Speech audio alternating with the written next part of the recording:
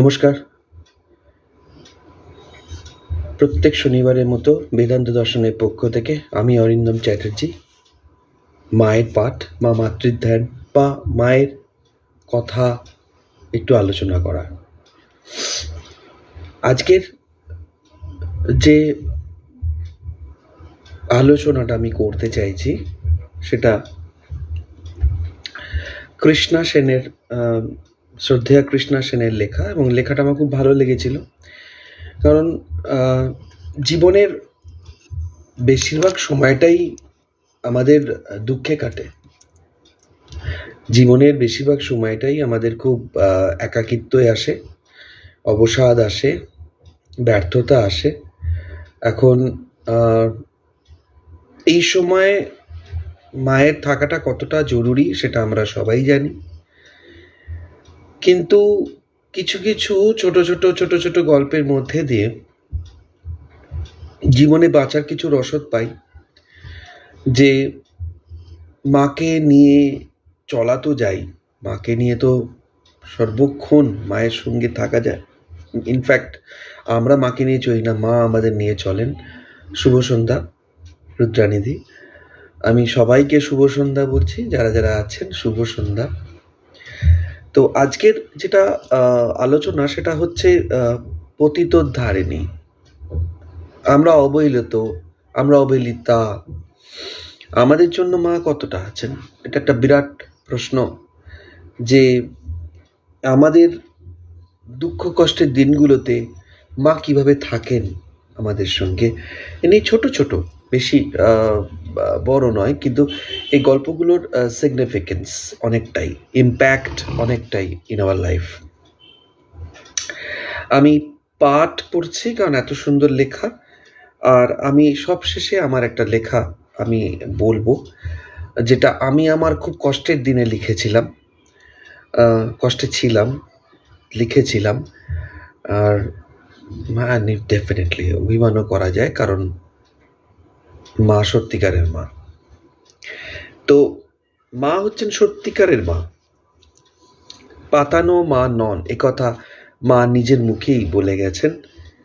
আর ভক্তদের মনে হয়েছে যে গর্ভধারিণী মায়েদের থেকেও মা যেন আরো বেশি আপন। দুঃখী, পতিত, পীড়িত, নির্যাতিত, চারটে ওয়ার্ডস একটু ভালো করে বুঝে নেবেন। দুঃখী, পতিত, পীড়িত, নির্যাতিত, and definitely in our daily life, through out our life, এই চারটে বিশেষণের ওপর আমাদের জীবন ম্যাক্সিমামটাই চলে। কোথাও না কোথাও খুব আমাদের হৃদয়ের গভীর গোপন জায়গায় আমরা খুব দুঃখে আছি। সেই দুঃখের রিজন কি আই ডোন্ট নো, কিন্তু দুঃখটা আছে, এবং সেই ভেতরের দুঃখটাকে মানুষের সাধ্য নেই প্রলেপ দেওয়ার। দ্বিতীয় হচ্ছে যে পতিত, আমরা অলওয়েজ গিল্টি ফিল করি, আমরা নিজেদের কিছু ব্যবহার যেটা আমাদের করা উচিত হয়নি আমরা করে ফেলেছি। আবার কিছু মানুষের কাছে আমরা পতিত হয়ে আছি, সেটা স্থানকাল ভেদে। দুঃখের সঙ্গে এটা একটা অ্যাড হয়। তারপর পীড়িত ও নির্যাতিত, এটা বলার অপেক্ষা রাখে না। কোথাও আমরা মানসিকভাবে নির্যাতিত হই, আমাদের ছোটবেলা থেকে আমরা এমন একটা নির্যাতনের মধ্যে দিয়ে বড় হই যে সারা জীবন তার একটা দগদগে আঘাত বা ক্ষত আমাদের জীবনকে বয়ে বেড়াতে হয়। আর পীড়িতটাও তো বটে, রোগ, দুঃখ, শোক, আমরা পীড়িত। তাহলে এই যে একটা হৃদয়, যে হৃদয়টা সবসময় জ্বলছে, পুড়ছে, হাহাকার করছে, সেই সমস্ত ক্ষেত্রে মা কতটা শক্ত একটা অবলম্বন সেটা আমরা দেখব।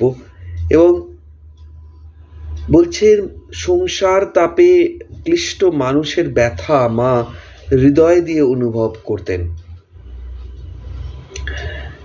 যে অদৃশ্য নিয়ন্তা বাজিকরের মতো আমাদের জীবন পরিচালনা করে চলেছেন, তিনি পতিতোদ্ধারের জন্য আর্ত পরিত্রাণ কল্পে বারবার সশক্তি নেমে আসেন আমাদের এই মাটির বুকে। শুভ সন্ধ্যা। মা কিভাবে আসেন আমাদের জীবনে সেটা হচ্ছে দেখার। মায়ের প্রথম একটা কথা আমার খুব ভালো লাগে, খুব আশা দেয়। সেই কথাটা কি, মানে আমি তোমাদের যদি বলো, শুভ সন্ধ্যা দিদি, সেটা হচ্ছে যে মা বলছেন যে কেউ মা বলে এসে দাঁড়ালে তাকে ফেরাতে পারবো। এই একটা কথা কোথাও একটা না আমাদের জীবনের, মানে ধরো ধরো তোমরা মানে একটা একটা একটা সার্টেন এজ থেকে আমরা তলিয়ে যাচ্ছি, আমাদের ধরার কিছু নেই, কেউ নেই, এবং বুঝতে পারছি না আমাদের জীবনে অবলম্বন কি হবে। তখন বারবার এই কথাটা মনে হয় যে কেউ মা বলে এসে দাঁড়ালে তাকে ফেরাতে পারবো না।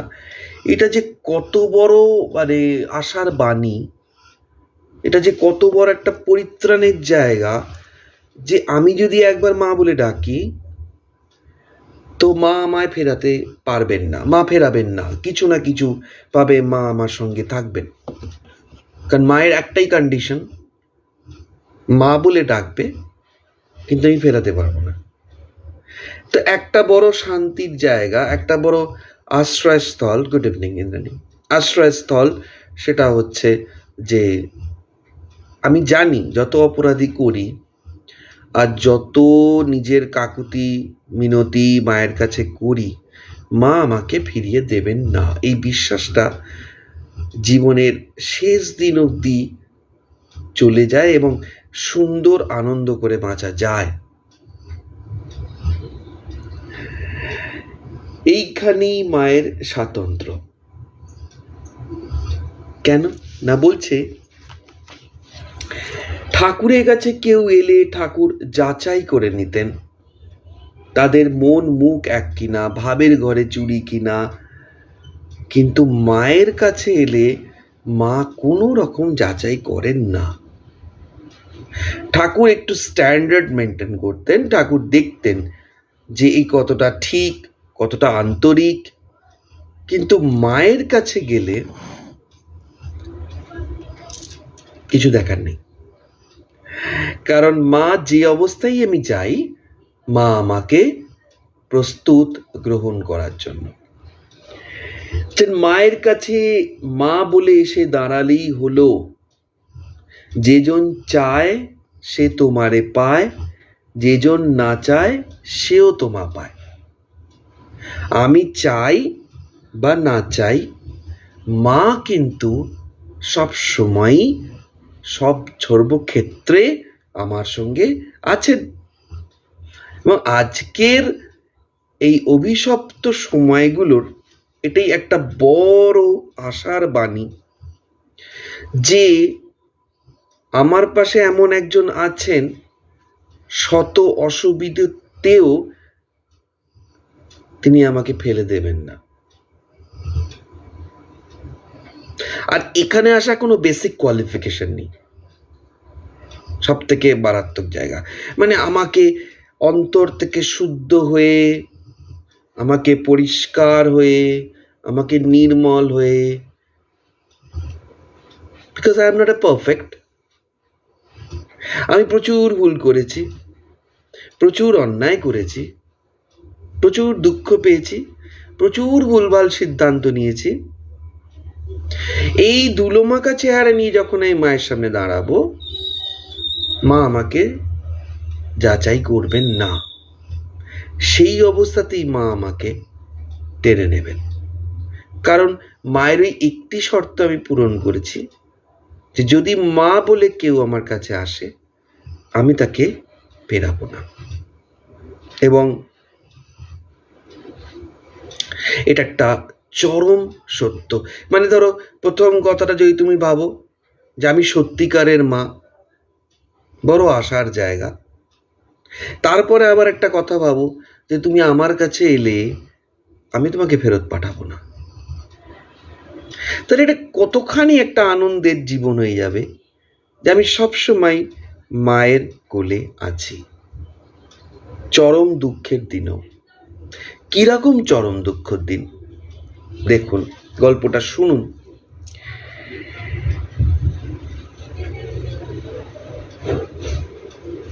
শ্রীমায়ের কাছে নহবতে একটি বুড়ি আসত।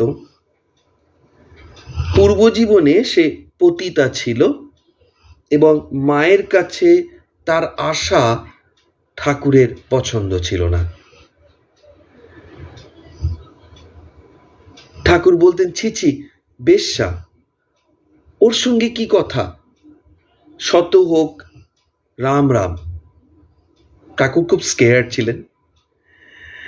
ঠাকুরের এ কথা বলার পরেও নিত্যই সেই বুড়ি এসে মা বলে দাঁড়াতো। এই কথা বলা পরেও সেই বুড়ি আসতো, মা বলে দাঁড়াতো। আর মা কিন্তু তাকে গ্রহণ করেছেন। মা কিন্তু সেই বয়স্ক ভদ্রমহিলাকে যাচাই করেননি। সে পূর্বজীবনে কি ছিল ঠাকুর জানতেন। ঠাকুর বলতেন, সজাগ করে দিতেন যে তুমি ওর সঙ্গে বেশি মিশো না। মা কিন্তু শোনেননি।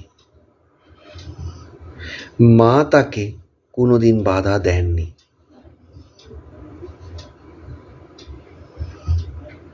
তাহলে দেখো, মনস্তত্ত্বের দিক দিয়ে যদি আমরা দেখি, যদি কেউ তোমরা কোনো কষ্ট পাও যে এমন একটা কাজ করে ফেলেছ যেটা করার নয়, যার জন্য তোমাদের একটু জটিলতার সৃষ্টি হচ্ছে মনের মধ্যে, তোমরা শান্তি পাচ্ছ না, দেখো এই ছোট্ট ঘটনাটা অনেক বড় একটা আদর্শের মানে জায়গায় এনে দেয়। যেটা যে হ্যাঁ, যত অপরাধী আমরা করে থাকি, আমাদের আশ্রয়স্থল একটা আছে যেখানে গেলে আমরা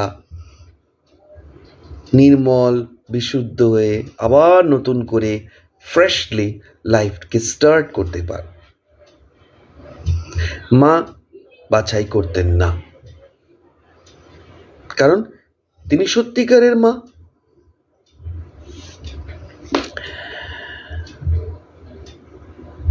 ঠাকুর আর মাকে বাধা দেননি।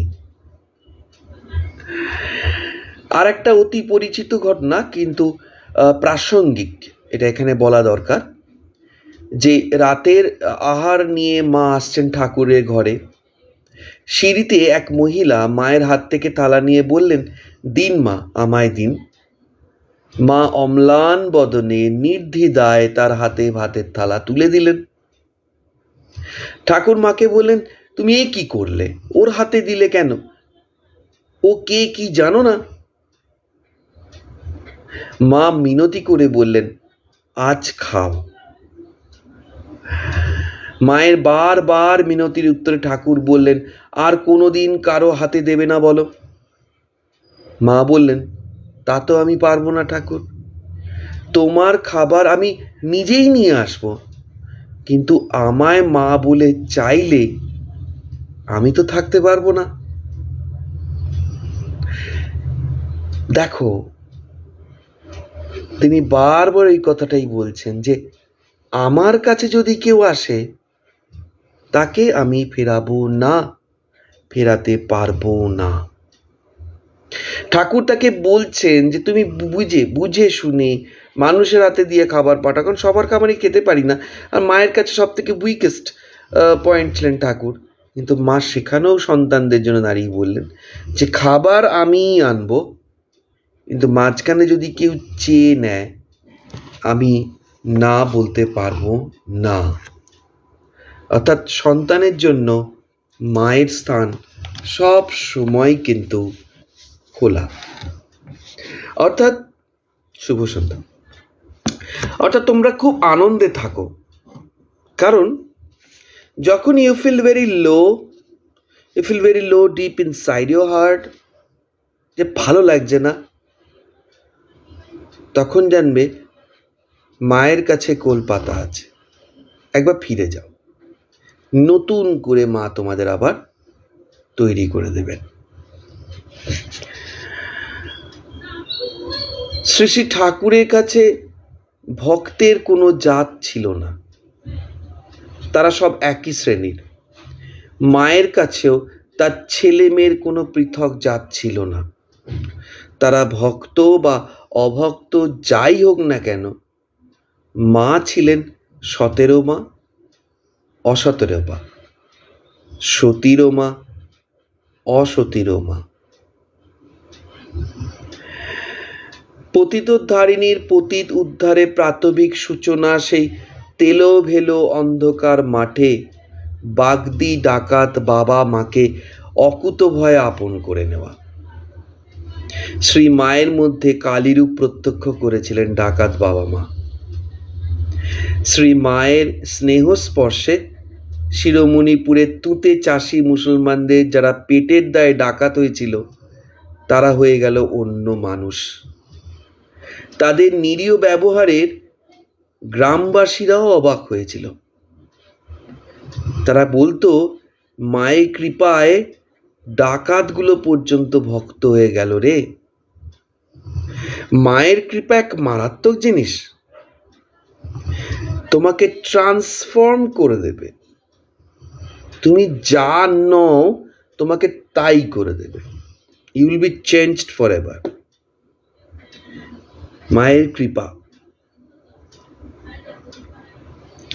কত তপস্যা করেছিল তারা জনম জনম ধরি, তাই পেয়ে গেল এ জন্মতেই ভবার্ণবের তরী। সরল মনে মানুষদের কাছেই যে তিনি প্রকট হন, কূটবুদ্ধির কাছ হতে তিনি চিরকাল দূরে রন। আমরা যত কমপ্লিকেটেড হব, যত হিসেব নিকেশ করব, যত বিষয়ী হব, মা কিন্তু আমাদের থেকে অনেক দূরে থাকবেন। কিন্তু সিম্পল সরল হব, স্ট্রেট হব, মা ধরা দিয়ে দেবেন। মার ভাববেন না। দক্ষিণেশ্বরে ঠাকুরের কাছে আসতো মধুর ভাবের সাধিকা এক পাগলি। তার ভাবদর্শনে সর্বদা মাতৃভাবাচ্ছন্ন ঠাকুরের মন বিদ্রোহ হয়ে উঠল। অকথ্য তিরস্কারে পাগলি তখন কি করবে ভেবে পায় না। ঠাকুর গোলাপ মাকে দিয়ে ডেকে পাঠান পাগলিকে। দেখো দেখি, সে যদি অবিবেচনা কথা বলেই থাকে তো আমার কাছে পাঠিয়ে দিলেই তো হতো, এভাবে গালাগালি করা কেন? তিরস্কৃতা পাগলিকে মা স্নেহভরে কাছে টেনে নিলেন। বাছা, উনি তোমায় দেখে যখন বিরক্ত হন তখন নাই বা গেলে সেখানে, আমার কাছে এলেই তো পারো। মা কাউকে ফেলে দেন না কোল থেকে। সদাই সকলের জন্য মার আশ্রয়ের অঙ্গীকার।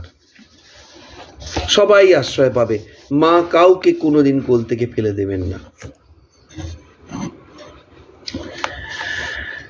রাধুকে নিয়ে মা রয়েছেন গোয়ালপাড়া জগদম্বা আশ্রমে। রাতের বেলায় বর্ষার দিনে হঠাৎ সেখানে উপস্থিত শ্রী মায়ের অনুগত শ্রীহরের এক ভক্ত পাগল। পাগল বয়ে এনেছে এক বোঝা সজনে শাক। সকলে ভয় অস্থির। মা এই অবধ ছেলেকে ফিরে যেতে বললেন, কিন্তু সে এসেছে বর্ষার ভরা নদী সাঁতরে মাতৃদর্শনে, ফিরবে কেন? মা অতি মিষ্টি কথায় তাকে বোঝালেন, লক্ষ্মীটি, গোল করিসনি। মায়ের কথায় শান্ত হয়ে পাগল বিদায় নিল। আমাদের কাছে সে অতি অবহেলার মানুষ, মায়ের কাছে সে কিন্তু আপন সন্তান। এটা খুব সুন্দর কথা। যে আমাদের কাছে অনেক মানুষ খুব অবহেলা, আমরা অনেক মানুষকে খুব অবহেলা করি। আমরা যেমন অবহেলিত হই, তেমনি আমরা অনেককে অবহেলাও করে থাকি। কিন্তু সেই অবহেলিত মানুষগুলোর জন্যেই মা কিন্তু কোল পেতে রেখেছেন, তাদের জন্যও মা আছেন, কেন তারা হচ্ছে মায়ের আপন সন্তান। এখানে কোনো বাছবিচার নেই। তাই তোমরাও যদি কোথাও অবহেলিত হও, সবসময় জানবে তোমাদের জন্য একটা আশ্রয় আছে।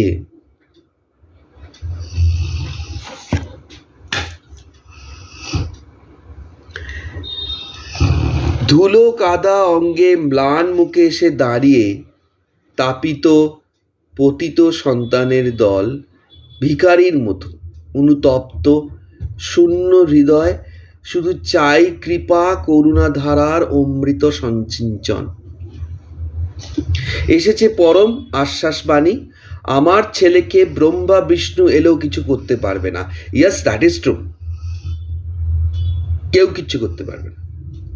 যদি একবার আমরা মায়ের কাছে এসে যাই, তো মা পরিষ্কার বলেছেন, আমার ছেলেকে ব্রহ্মা বিষ্ণু কিছু করতে পারবে না, আমার সন্তানকে ব্রহ্মা বিষ্ণু কিছু করতে পারবে না, কারণ সে আমার সন্তান।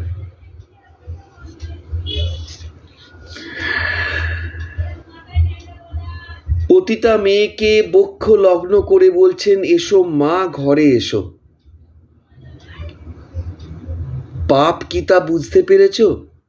অনুতপ্ত হয়েছ? এসো, আমি তোমাকে মন্ত্র দেব, ঠাকুরের পায়ে সব অর্পণ করে দাও, ভয় কি?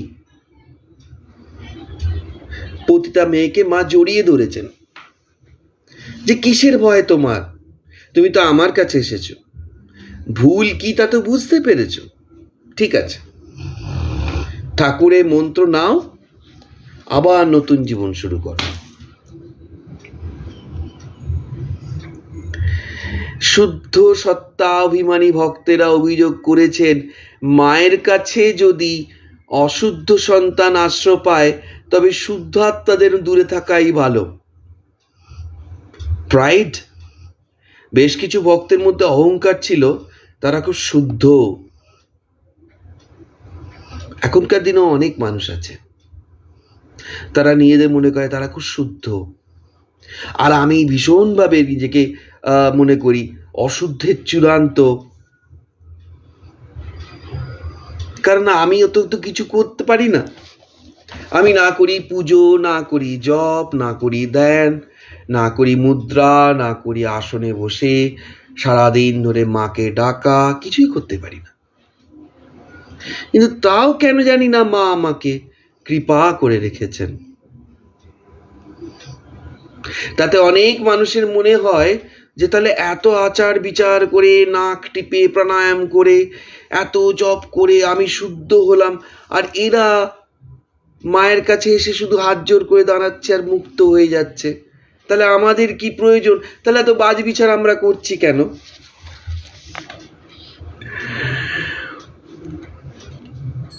মা তার উত্তরে বলছেন, আমার কাছে যারা আশ্রয় নিয়েছে তারা আসবে, একজন এলে আর একজন যদি না আসে, আমি তার কি করব?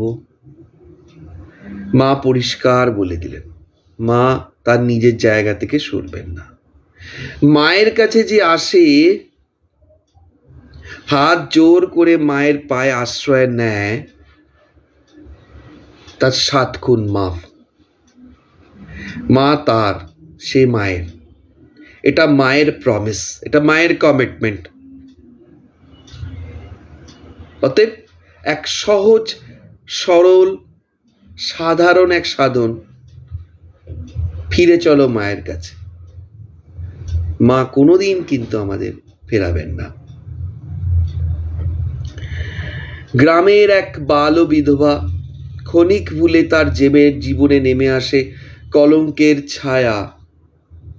গ্রামের সকলে যখন সমালোচনায় মুখর, মা তখন হতভাগিনীর জন্য প্রার্থনা করছেন নীরবে। মায়ের কৃপাধন্য এক জমিদার ঘটনাটি মিটিয়ে দিলে মা তাকে প্রাণ ভরে আশীর্বাদ দানে ধন্য করে বলেছিলেন, বাবা, দুঃখিনীকে বাঁচিয়েছ, রক্ষা করেছ শুনে আমার প্রাণ ঠান্ডা হয়েছে, ভগবান তোমার মঙ্গল করবেন। এই প্রসঙ্গে স্বামী শারদেশানন্দ বলছেন যে যাদের আমরা অতি অধম বলে ঘৃণা করি, তাদেরও ভালোবেসে তাদের বিপদের সময় সমবেদনা, এই অপার স্নেহ জগৎ জননী ছাড়া আর কে দেখাবে? পাপীকে বুকে তুলে মা তাকে পবিত্র পথের সন্ধান দিতেন।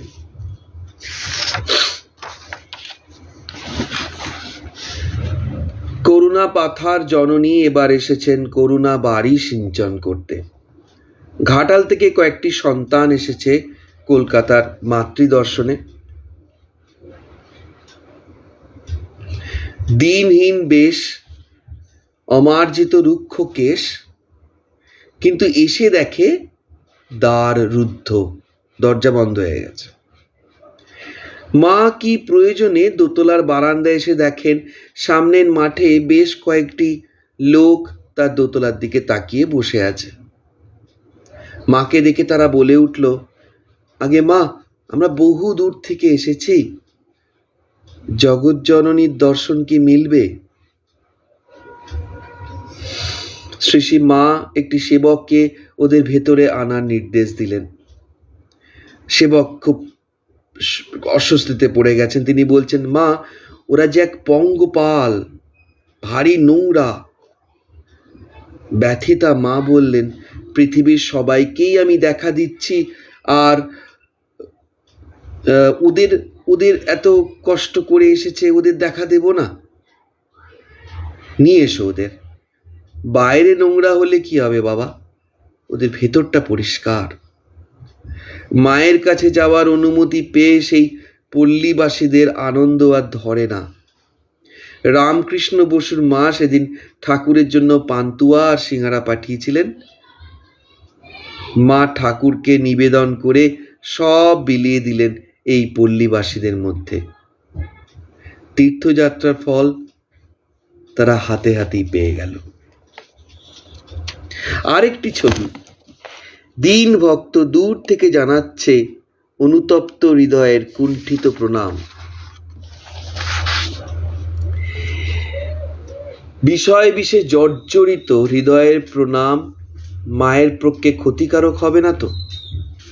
কিন্তু মা সকল কলুষ তামস হারা শরণাগত দিদার্থের পরিত্রাণ পরায়ণী। এগিয়ে সে মা ছেলের মাথায় রাখেন আশীর্বাদের অভয়। মায়ের চোখে জল, সন্তানের চোখেও। অথচ শত শত মনের ভিন্ন ভিন্ন বাসনা কামনার ছোঁয়া দেবদেহে যন্ত্রণা সৃষ্টি করে।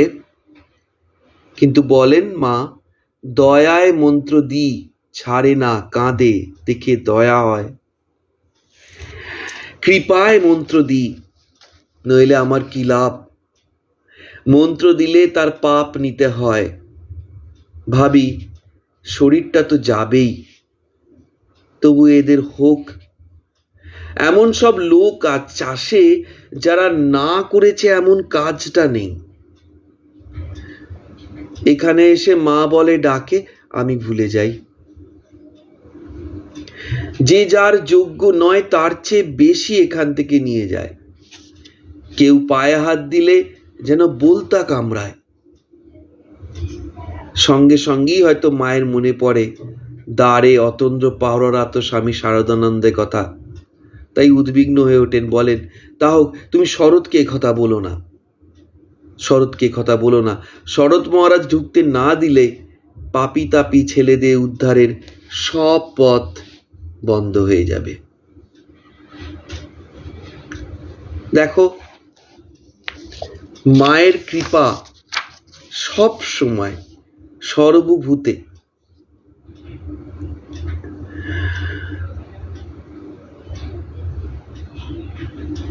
এই যে মা একবার খুব সুন্দর একটা অদ্ভুত একটা পরিস্থিতি দেখো। বলছে বাগবাজারে থাকতেন স্বামী শারদানন্দের মহারাজের বাল্য বন্ধু পদ্মবিনোদ। তো পদ্মবিনোদ যখন মদ খেয়ে যেত, খুব মদ খেতে, মদ খেয়ে মত্ত অবস্থায় মাঝে মাঝে গভীর রাত্রে মায়ের বাড়ির সকলের ঘুমের ব্যাঘাত ঘটাতেন। মা তখন বাগবাজার স্ট্রিটের বাড়িতে। রাত প্রায় তৃতীয় প্রহর। পদ্মবিনোদ রাস্তায় দাঁড়িয়ে মাকে ডাকতে থাকেন, মা, ছেলে এসেছে তোমার, ওঠো মা। আর সঙ্গে সঙ্গে সুকণ্ঠের গান, ওঠো গো করুণাময়ী, খোলো গো কুটির দ্বার, আধারে হেরিতে নারী, হৃদি কাঁপে অনিবার। আর যখনই গানের প্রথম কলিটা হতো, মায়ের ঘরের খড়কুড়ি খুলে যেত, আর চতুর্থ কলির সঙ্গে সঙ্গে সম্পূর্ণ জানলা মা খুলে দিত অত রাতে। সেই সঙ্গে সেটা শুনেই পদ্মবিনোদ বলতো, উঠেছ মা, সন্তানের ডাক কানে গেছে, উঠেছ তো পেন নাম নাও, বলে রাস্তায় গড়াগড়ি দিয়ে সেই ধুলো মাথা ধারণ করে চলে গেলেন আবার গাইতে গাইতে, যতনে হৃদয়ে রাখো আদরিনী শ্যামা মাকে, মন তুই দেখ আর আমি দেখি, আর যেন কেহ নাহি দেখে, আমি দেখি কেউ না দেখে। সুরাপাই জেনেও মা বলছেন, তা হোক গে বাবা, ওর ডাকে যে থাকতে পারি না, তাই ডাক সারাদিন। মাঝে মাঝে এটা আমারও তাই মনে হয় যে কত তো অপরাধ করেছি, কত কষ্ট পেয়েছি, কিন্তু মাকে ডাকার মতো যদি একবার ডাকতে পারি, তো মা ওই রকম খিড়কির দরজা খুলে ডাকবেন, মাথা হাত বুলিয়ে দেবেন, কারণ মা কোনোদিন আমাদের ফেরান না। তোমাদের সঙ্গে হয়েছে কিনা জানি না, আমাকে আজ পর্যন্ত ফেরাননি, বিলিভ মি। অথচ অপরাধ করেই চলেছি, ভক্ত আর হতে পারলাম কোথায়, কিন্তু মা বারবার ফিরিয়ে নিয়ে এসছেন আমাকে অন্ধকার থেকে। খুব মন খারাপের সময় একটা ছোট্ট কথা লিখেছিলাম ডায়েরিতে, আমি ডায়েরি লিখি। খুব মন খারাপ ছিল সেদিনকে, তো কোথাও গিয়ে এই পতিতোদ্ধারিণী কথাটাই মনে এসেছিল, লিখছিলাম যে মা, যখন কোনো কিছুই ঠিকঠাক চলে না, সামনে চলার পথটা দুর্গম থেকে দুর্গমতর হতে থাকে, সামনে চলা পথটা আরো দুর্গম হতে হচ্ছে, যত দিন যাচ্ছে মা, সামনের পথ আরো কষ্টকর হয়ে উঠছে, আরো দুর্গম হয়ে উঠছে, সঞ্চয় হয়ে যায় শূন্য, যা কিছু জমিয়েছিলাম তা শূন্য হয়ে যায়, বাড়তে থাকে দেনার পরিমাণ, লোকের থেকে শুধু নিয়ে গেছি, কিছু দিইনি, মানুষের থেকে নিয়ে নিয়ে নিয়ে নিয়ে নিজের জীবন চালিয়েছি, দেনার পরিমাণ বেড়ে গেছে, রাস্তা দুর্গম তর হয়ে গেছে, সঞ্চয় শূন্য। যখন প্রিয়জনের শরীর, প্রিয়জনের আঘাতে শরীর ও মন শিউরে ওঠে, যে প্রিয়জনকে আমি প্রিয়জন ভেবেছিলাম, আঘাত করে করে আমার শরীর মন আর শেষ। এখন প্রিয়জন ভাবতেই ভয় লাগে কাউকে। যখন আমার সততাকে সংশয় জাগে, যখন আমার লয়ালটি, আমার অনেস্টিকে নিয়ে প্রশ্ন তোলা হয়, যখন আমায় কাঠগড়ায় তোলা হয়,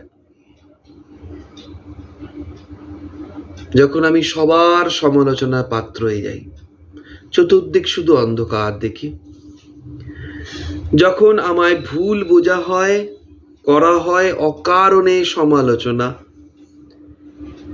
যখন মাথা কুড়ে মরি একটু সান্ত্বনার জন্য,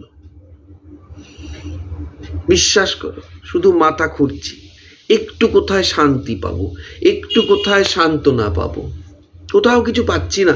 নো ওয়ান ওয়াজ দেয়ার, কেউ সান্ত্বনা দেওয়ার নেই। আমার নিজে মনও আমাকে সান্ত্বনা দিতে পারছে না।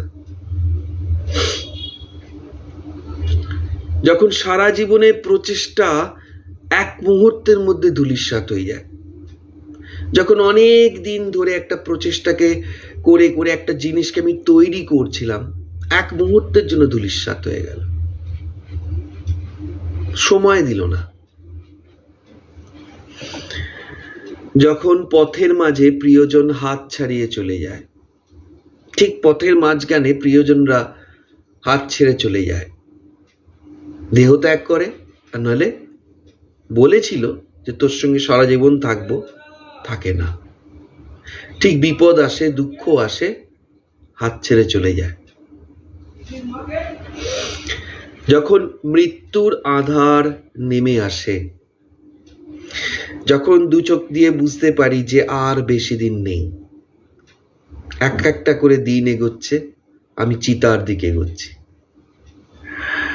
যখন বুকের মাঝে শুধুই আর্তনাদ আর কান্না আসে, যখন প্রাপ্তির ভাড়ার শূন্য, কি পেলাম, কি পেলাম গোটা জীবনে। একটা সময় তো মনে হয় যে আমি তো এত কিছু করলাম,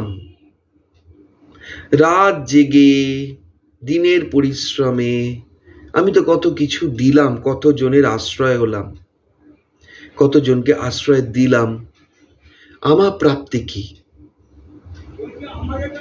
I'm in a crossroad.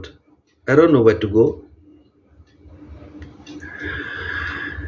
তখন চলার পথ পা দুটোকে করে রক্তাক্ত,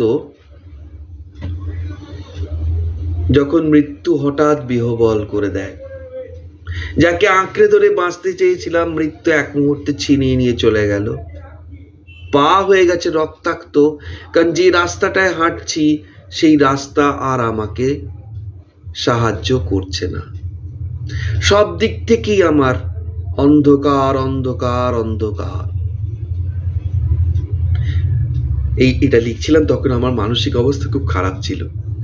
তার মানে এটা বলো না যে আমি এতটাই ফ্রাস্ট্রেশনে আছি, বাট স্টিল আসে মানুষের জীবনে এরম একটা দিন, এরম একটা সময় চলে, লং টাইম ধরে, প্রলং টাইম ধরে এই ব্যাড প্যাচটা চলে। তখন নিজের কাছে নিজেকে প্রমাণ দিতে দিতে দিতে দিতে ক্লান্ত হয়ে যায়। তখন একটা জিনিস মাথায় রাখবো, যে একটা চোখ সে কোনোদিন ঘুমোতে যায় না, সে সর্বদা আমার দিকে তাকিয়ে আছে, দুটো করুণা ভরা চোখ, সে সব সময় আমার দিকে তাকিয়ে আছে। সেও কষ্ট পাচ্ছে আমার এই কষ্টে, মাও কিন্তু কষ্ট পান আমাদের কষ্টে, মাও আঘাত পাচ্ছে, মাও রক্তাক্ত হয়ে আমাদের সঙ্গেই আমাদেরই পথে হেঁটে চলেছেন, কারণ মা কোনোদিন আমাদের ফেরাবেন না। প্রতিটা অন্ধকারতম অধ্যায়ে মা আমার সাথে আছেন। সব চলে যাক,